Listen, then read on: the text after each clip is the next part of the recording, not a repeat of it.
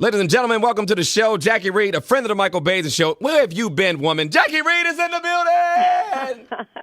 Hello, Michael Baisden. How are you? How have you been, stranger?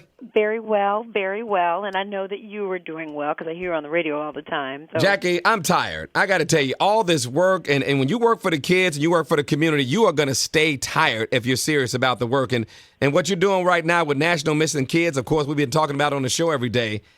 It's a lot of work. Tell me how you got involved with this and what you need our listeners to know. Well, I got involved with it because, just like you, doing so many stories covering the black and missing and what I do as a journalist. And I have to take a moment to just say congratulations to you and the work that your show does with the Black and Missing Foundation. The 11th child recovered thanks to that partnership. So thank you, Michael, for all that you do. I'm just trying to join in that effort as the national spokesperson for the organization.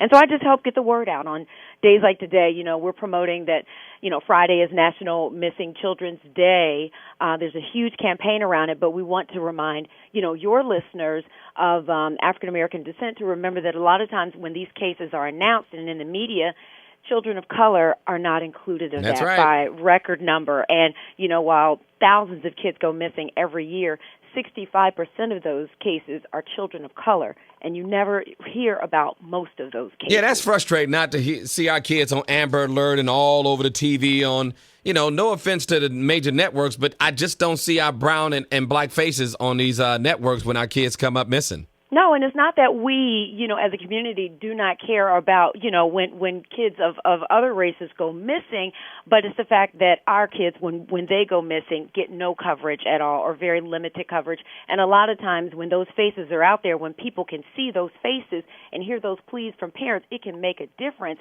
between at least bringing a child back home or at least giving a family closure if something does go wrong with that child's life. So with the Black and Missing Foundation, Michael, I'm just encouraging all parents out there to step up and do what they can. We want to help them save their children's lives by just taking simple steps. That may seem overly aggressive, but when you talk about your child could go missing and end up dead, then these are things that you should do. Telling your kids to know how to use 911, depending on how old they are, knowing their full names, addresses, phone numbers, including the area code, and just how to go about calling the police or emergency officials if there is an emergency. Tell your child not to accept rides home from strangers. And even if they do accept a ride home from someone that they may have met through you, to call you first to get that approval. It's so important.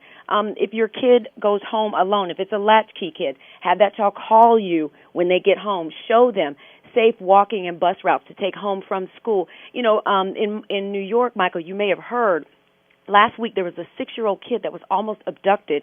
He walked to school every day, 6 years old, Michael. Wow. Walked to school and would wait almost an hour, if not more, for the school to open. So he got there before the school doors even opened. It was a janitor who stepped in. A man approached the young boy. The janitor saw that it was inappropriate behavior and stepped in and saved that young boy's life. And I'm sure that his mother, probably just didn't think that there was any danger in sending her child to school that early. She probably had to get up early to go to work. Exactly. We have those situations, but you have to take these precautions because in the summer, according to the FBI, the number of missing kids go up. How about that? Especially kids of color. That is very important to know. Hey Jacquie, give me any website information that folks need. Well, it's Black and Missing. It's BAMFI.org. That's the Black and Missing Foundation. And you can, of course, follow the organization on Twitter and Facebook. Hey, Jacquie, thank you so much. Stay in touch with us. We'll keep blowing up the missing kids every day as we've been doing for months on the Michael Baisden Show. Thank you. We appreciate all that you do. Every effort makes a difference, Michael. Thank you so much to you and your team. Take care, Jacquie. Okay.